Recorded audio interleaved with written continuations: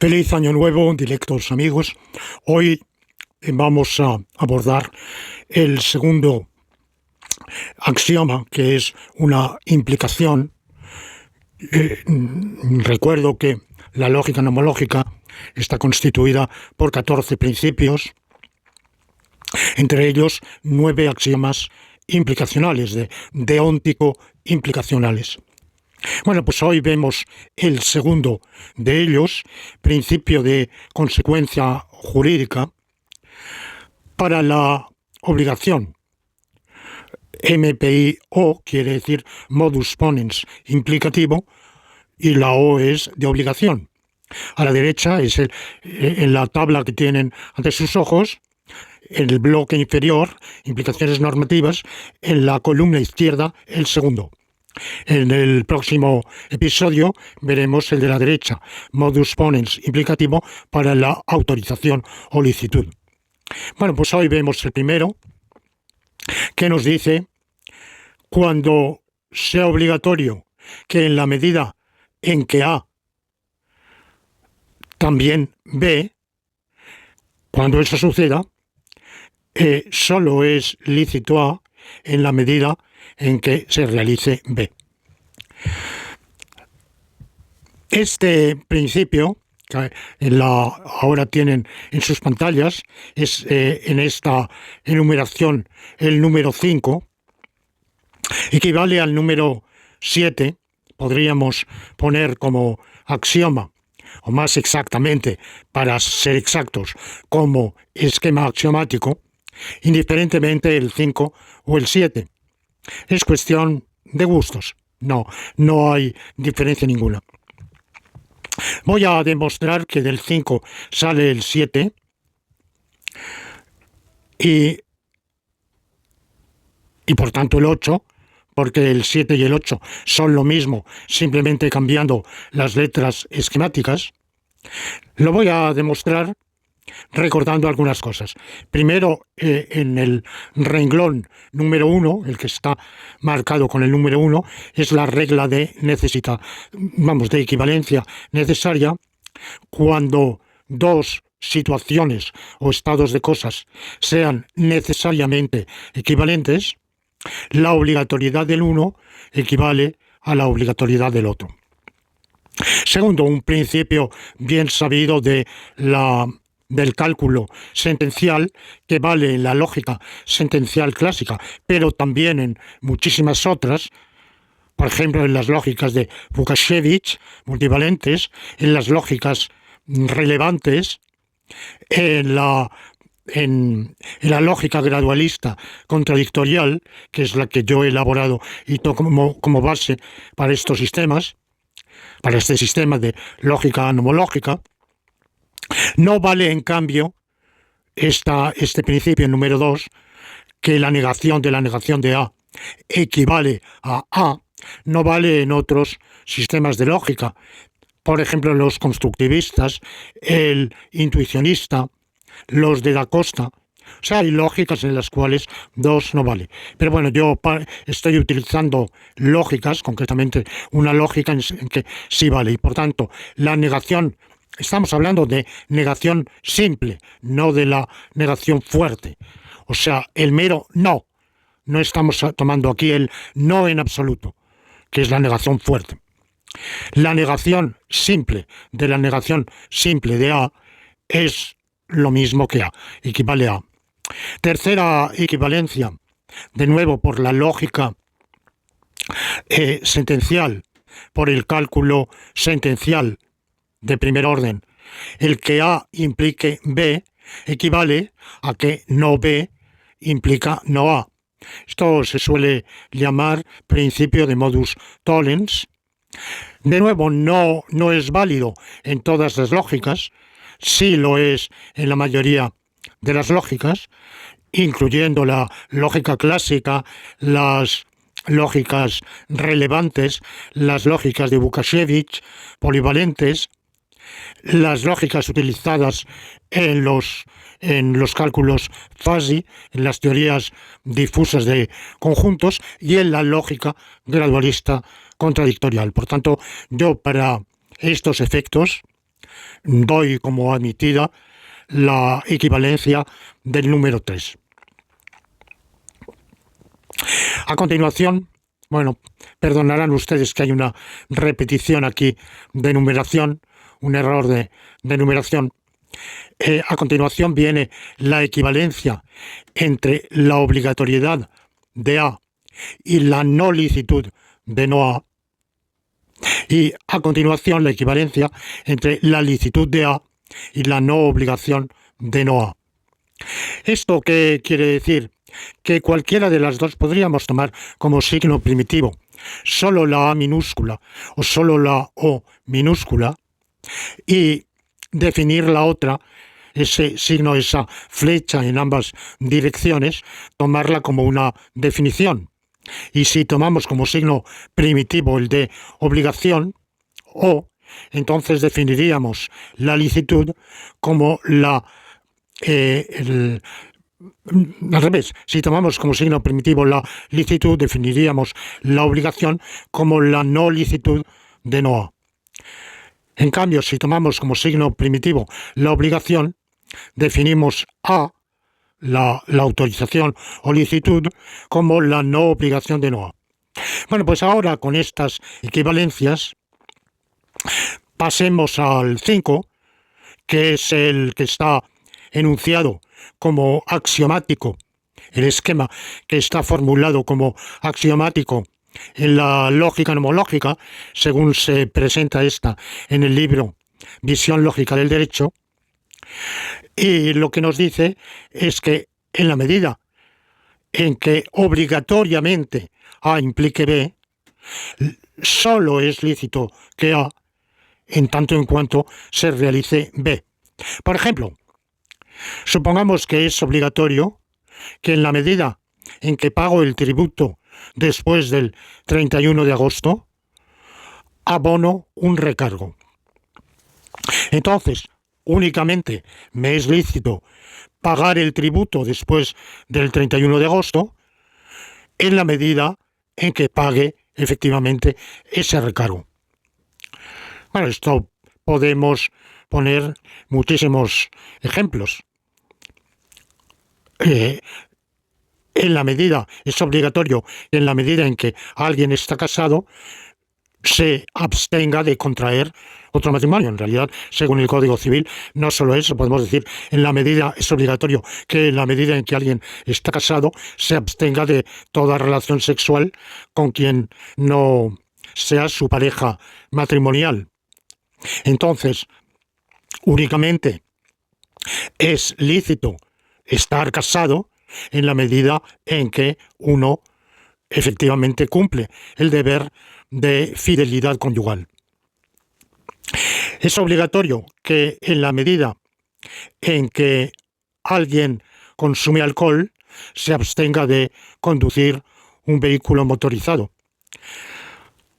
Por consiguiente, únicamente es lícito beber una bebida alcohólica en la medida en que ese mismo sujeto se abstenga de conducir un vehículo motorizado. O al revés, es obligatorio que en la medida en que alguien conduce un vehículo motorizado esté exento, esté libre de los efectos del alcohol. Por tanto, únicamente es lícito conducir un vehículo motorizado en la medida en que está libre, está exento de los efectos del alcohol. Bueno, pues un caso particular de 5 es el 6. En vez de A ponemos no A y en vez de B ponemos no B. Y por lo demás, la fórmula 6 es exactamente igual que la 5. Por tanto, si 5 es un axioma, 6 es un teorema. Ya digo que más que axioma es esquema axiomático, pero esa diferencia técnica podemos dejarla aquí de lado. De 6 sale 7 con las equivalencias de la parte superior de la hoja que tienen, del cartel que tienen ustedes ante sus ojos. Sustituimos no A implica no B por B implica A. Y sustituimos A es lícito que no B A minúscula, perdón, es lícito que no A minúscula, no, A mayúscula, implica no B, lo sustituimos por B implica o A. Y aquí hemos hecho un doble uso simultáneo de las equivalencias del modus tollens y de la equivalencia entre no A, no B, perdón, no A minúscula, no A, y o A. Es decir, no es lícito que no A equivale a es obligatorio que A. Y por tanto, 6 equivale perfectamente a 7. Y de 7 sale 8, intercambiando las letras esquemáticas. Son letras esquemáticas, o sea, tomamos B y A haciendo las veces de cualesquiera oraciones. Por tanto, podemos intercambiar B por A y A por B, o poner cualesquiera otras variables, C, D, E o las que nos dé la gana. Por tanto, el esquema axiomático 5 es obligatorio, en la medida en que es obligatorio que A implique B, solo es lícito A en la medida en que B. Esto equivale a 8, que nos dice, en la medida en que es obligatorio que A implique B, solo se realiza A en la medida en que sea obligatorio que B. O con otra lectura, en la medida en que sea obligatorio que A implique B, la realización de A implica la obligación de B. En la medida en que es obligatorio que el que mate a otro sea condenado a pena de 15 años de reclusión, en esa medida, en tanto en cuanto alguien mate a otro, es obligatorio condenarlo a 15 años de reclusión. Este es un principio de consecuencia jurídica que utilizan todos los manuales de derecho de todas las ramas jurídicas: derecho internacional público, derecho internacional privado, derecho tributario, derecho constitucional, derecho civil, derecho penal, derecho procesal, derecho administrativo. Cualquier rama del derecho utiliza, evidentemente, quienes redactan, los catedráticos que redactan esos manuales, no tienen claridad, no se han parado a formular esos principios que utilizan con notación simbólica. Si lo hicieran, tendrían lo que ustedes ven ante sus ojos. Y quizá tampoco tienen claridad, lo que no significa que no tengan alguna percepción confusa, pero no tienen una idea clara y distinta de la diferencia entre el condicional, sí, entonces, y la implicación, ni tampoco entre las dos negaciones. Nosotros, como somos lógicos, sí tenemos claridad. La diferencia entre el condicional y la implicación es que el condicional no es sensible a los grados. Si P, entonces Q, es verdad cuando o bien P es del todo falso, o bien Q es verdadero en uno u otro grado. Y por tanto, no se tiene en cuenta para nada el grado de verdad de P ni el de Q. En cambio, P implica Q significa que el grado de verdad de P es a lo sumo tan elevado como el de Q. O dicho de otro modo, que el grado de verdad de Q es como mínimo tan elevado como el de P. Por otra parte, la diferencia entre las dos negaciones, la simple y la fuerte, de nuevo es un asunto de grado. El grado, la negación fuerte, es verdadera, totalmente verdadera, la negación fuerte de P, cuando P es totalmente falso. Y en caso contrario, su negación fuerte es totalmente falso. Mientras que el grado de negación simple de P es tanto más alto cuanto menos verdadero sea P, y viceversa. Pero la doble aplicación, por el principio de involución, se neutraliza, y por tanto no P equivale a P. Bueno, acabado esto, tenemos que plantearnos si este principio de consecuencia jurídica hace falta. Y efectivamente hace falta si el contenido de la ley es el de obligaciones condicionales, o en este caso implicativas. Es obligatorio que en la medida en que se dé una condición, digamos un supuesto de hecho, se siga un resultado al que vamos a llamar consecuencia jurídica. El legislador está promulgando la obligatoriedad de que de un supuesto de hecho se siga un resultado preceptuado, condicionalmente preceptuado, que es la consecuencia jurídica.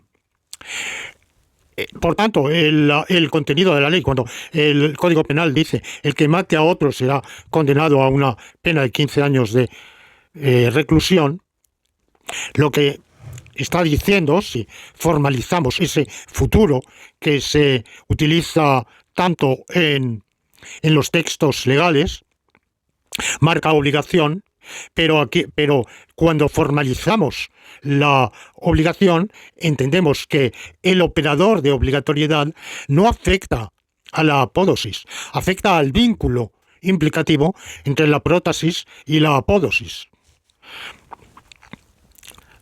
Lo que establece el Código Penal es una obligación.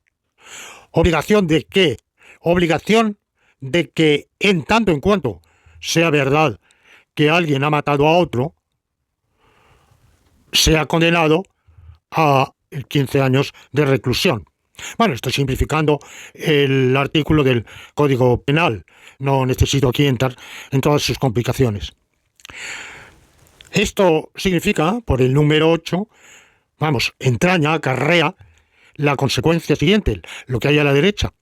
En tanto en cuanto sea verdad que uno ha matado a otro, es obligatorio que sea condenado a 15 años de reclusión. Y esto es lo que hace el juez. Debo condenar y condeno al acusado a la pena de 15 años de reclusión porque existe en el texto legal lo de la izquierda, es obligatorio que A implique B, y se ha aprobado en el juicio A. Por tanto, por modus ponens, por la regla del cálculo sentencial del modus ponens, concluimos A implica obligatorio que B, como efectivamente se cumple A, es obligatorio que B. Tengo que condenar y condeno al acusado a la pena de reclusión establecida por la ley. Este principio de consecuencia jurídica es exclusivo de la lógica nomológica.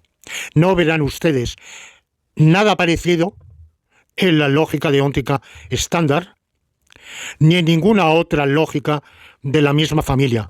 Es más, no voy a hacer aquí la demostración, pero es perfectamente realizable.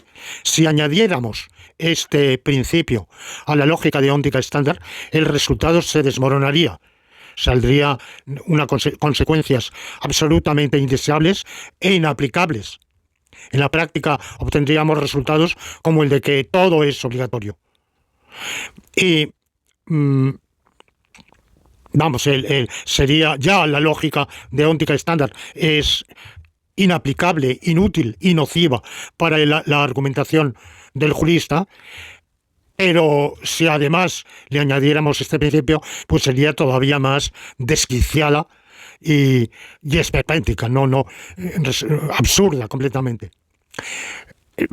Por una razón muy sencilla, y es que en la lógica deóntica estándar nunca podemos obtener consecuencias deónticas de conjuntos de premisas, algunas de las cuales sean fácticas.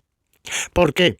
Porque si en la lógica deóntica estándar parte de un supuesto, que es que lo fáctico y lo deóntico nunca se mezclan. El mundo del deber ser está completamente divorciado, separado del mundo del ser. En el normativismo de Kelsen, de Hans Kelsen, esto tiene una pequeña atenuación en que el ordenamiento jurídico como un todo únicamente tiene validez si tiene eficacia y por tanto si perdiera eficacia, si fuera sistemáticamente desobedecido, conculcado, entonces perdería validez o vigencia, y al perder validez o vigencia quiere decir que el ser está indirectamente repercutiendo en el no ser. Pero esto es una excepción. Por lo demás, el ser no repercute en el no ser, ni el no ser en el ser. Bueno, en Kelsen en realidad podríamos decir, aunque él, que yo recuerde, no lo afirma en estos términos, pero que hay otra vinculación entre el ser y el deber ser, y es que solo el acto promulgatorio, que es un hecho meramente fáctico, del legislador o del juez, para él también, el juez para él es un pequeño legislador, bueno, pues únicamente el acto promulgatorio del legislador crea una situación normativa, una situación deóntica o jurídica, por tanto, un deber ser. De nuevo, hay esta otra pasarela entre ser y deber ser. Exceptuadas estas dos, el ser y el deber ser no se mezclan, no se combinan, están perfectamente separados. Hay un tabique hermético, impermeable, absolutamente estanco, que separa perfectamente lo que es fáctico de lo que es normativo. Pero claro, esto desmiente completamente la praxis de la argumentación jurídica. En cualquier juicio, lo que se está ventilando es, primero, ¿cuál es el contenido de la ley? ¿Cuál es la calificación jurídica de los hechos? ¿Cómo hay que leer, interpretar la ley? Segundo, ¿cuáles son esos hechos? Evidentemente, averiguar, probar, demostrar que efectivamente los hechos han tenido lugar y finalmente extraer la consecuencia jurídica. Por tanto, razonar con el 8. Es obligatorio que A implique B. De hecho, se demuestra la realización de A y por tanto se extrae la consecuencia jurídica. Es obligatorio que B. Pero en la lógica deóntica estándar no. En la lógica deóntica estándar no puede haber mezcla. ¿Esto qué significa? Que el lógico deóntico estándar va a rechazar que la ley diga es obligatorio que A implique B. Porque si dice eso, como no tiene este principio, ni puede tener este principio de consecuencia jurídica, no puede argumentar ni con 5 ni con 8. Y por tanto va a decir otra cosa, y es que la ley establece 9. 9 es la apódosis de 8. 9 dice, el que haya matado a otro está obligado a ser condenado a 15 años de reclusión. El problema de 9 es que 9 no equivale, es una, en virtud de la regla de consecuencia jurídica, es una consecuencia del antecedente de 8. Es obligatorio que A implique B. Pero en cambio, de 9 no sale el lado izquierdo, el miembro izquierdo de 8. De que los que hayan matado a otro estén obligados a ser condenados a 15 años de reclusión, no se sigue en absoluto que sea obligatorio que quien mate a otro haya de ser condenado a 15 años de reclusión. Vamos a verlo con otro ejemplo. Es obligatorio que quien tenga, vamos a suponer un artículo de la ley que regula el impuesto sobre el patrimonio. Es obligatorio que quien tenga un patrimonio de más de 500 millones de euros tribute al 3%, pague un impuesto sobre el patrimonio del 3%. o del 2, o del 1, lo que sea, para mi caso es igual. Ahora, supongamos que todos los propietarios de yates todos ellos tienen un patrimonio superior a 500 millones de euros. ¿Eso será así o no será así? Habría que averiguarlo. Si es así, entonces será verdad 9, que todos los propietarios de yates están obligados a tributar por impuesto de patrimonio en el tanto por ciento marcado por la ley, 1, 2, 3, lo que sea.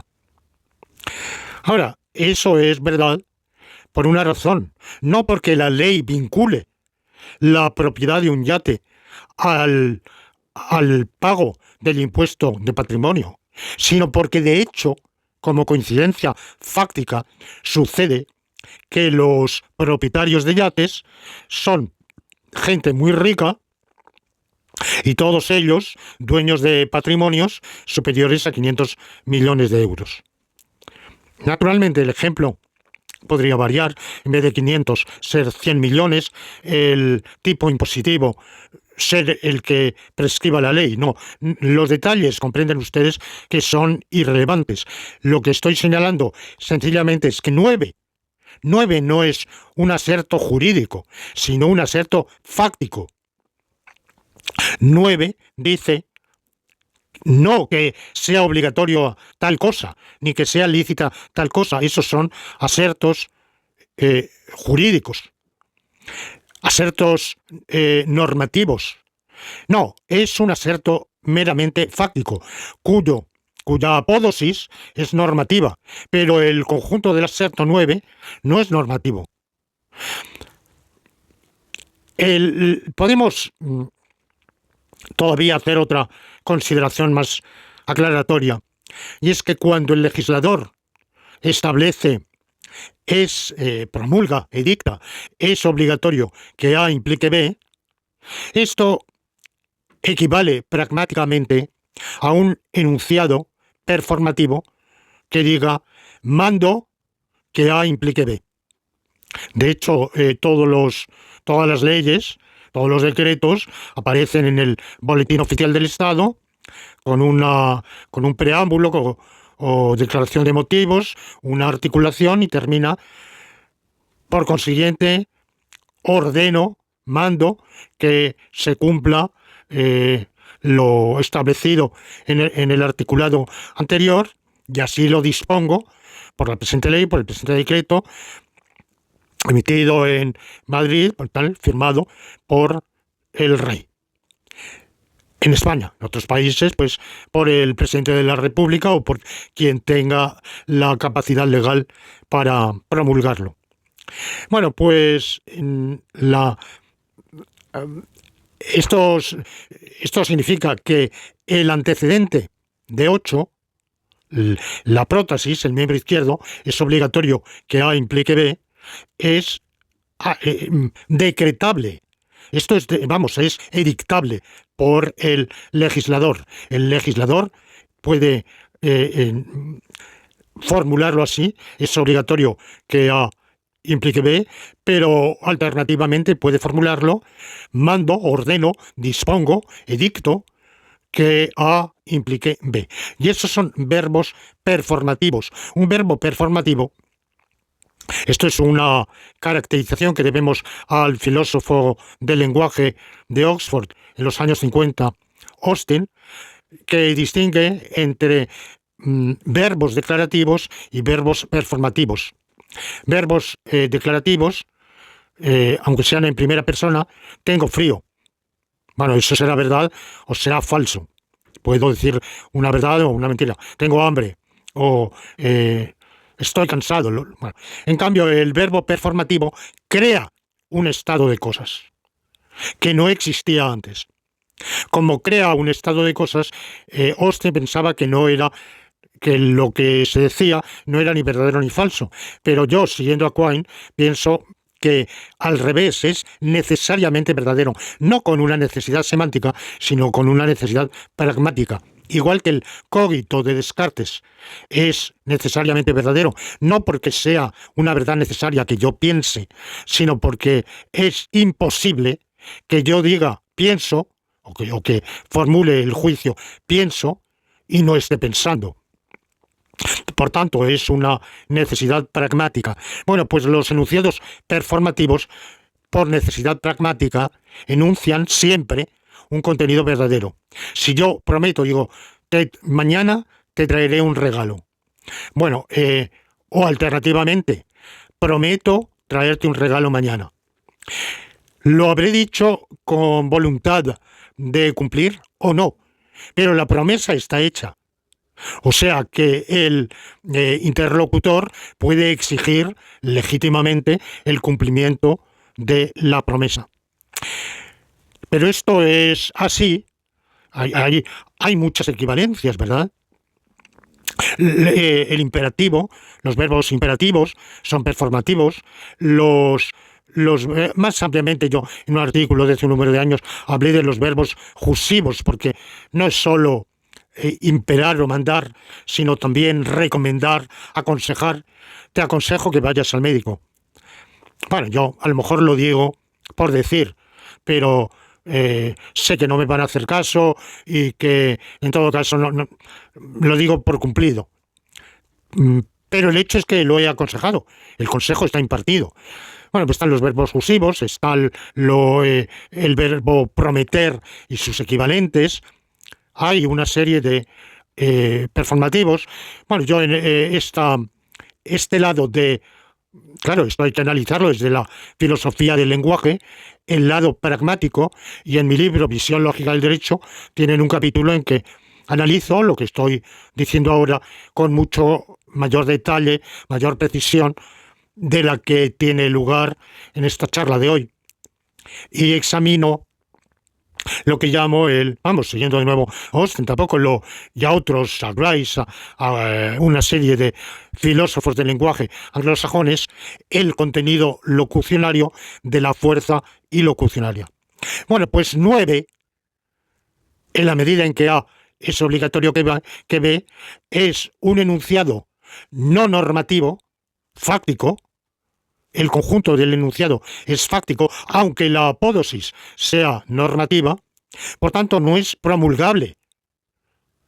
En la medida en que A es obligatorio que B, puesto que es un enunciado fáctico, no tiene ningún sentido que lo edicte el legislador, porque por las mismas podría edictar que todos aquellos que hayan nacido antes de 1750 están obligados a pagar una multa de 10 millones de euros.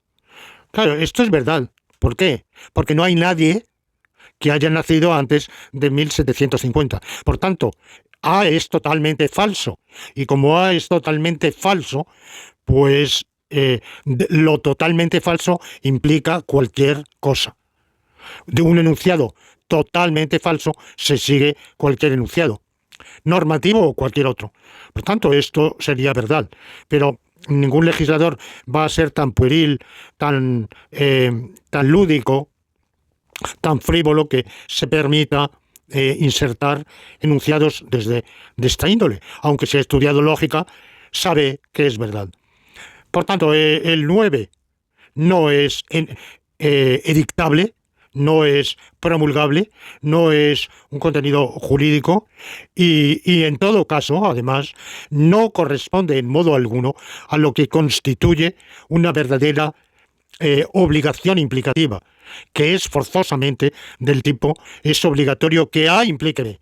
No, A, de hecho, implica la obligación de B.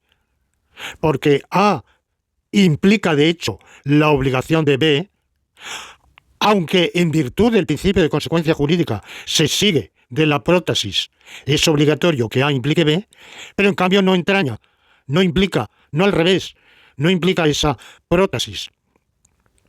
Y, por tanto, no establece el vínculo que quiere establecer el legislador entre A y B. El 9 meramente constata una implicación meramente fáctica entre A y la obligación de B. Supongamos que es totalmente obligatorio B. Entonces el 9 siempre es verdad. Y sin embargo, A puede ser algo que no tenga jurídicamente nada que ver con B. Ni por tanto el legislador ha dicho ni querido decir ni por asomo establecer ninguna vinculación entre A y B. Para establecerla tiene que decir es obligatorio que A implique B. Es lo que se llama la obligación condicional. Es obligatorio que B condicionado a que se realice el supuesto de hecho A. Mientras que el 9 dice es obligatorio que B. Y eso está implicado, fácticamente implicado por A, sea verdadero o no lo sea. Por tanto, en la praxis jurídica del legislador, del juez, de cualquier operador jurídico, del funcionario público que ha de aplicar la ley o de el empresario que tiene que aplicar el estatuto de los trabajadores en sus relaciones laborales o el código de comercio en las relaciones mercantiles. Para cualquiera que tenga que aplicar la ley, el modo de razonar es el expresado en 5 o en 8, no en 9. 9 será la consecuencia. Y esto demuestra la impotencia, la nulidad, la inanidad de la lógica deóntica estándar, su incapacidad para entender incluso lo que el contenido jurídicamente dictado por el legislador, la obligación condicional, su confusión de no distinguir entre la obligación condicional y la obligación condicionada. La obligación condicional de que A implique B y la obligación condicionada de B en la medida en que se haya realizado A. Se haya realizado o no realizado, porque como digo, en 9 A puede ser totalmente falso. Y si es totalmente falso, entonces o B es verdadero, sea B lo que fuere. Bueno, pues con esto pongo punto final al episodio de hoy y en el siguiente examinaremos el otro principio de consecuencia jurídica, que es el para la licitud. El de hoy era para la obligación, el otro modus ponens implicativo para la licitud. El de hoy ha sido el modus ponens implicativo para la obligación.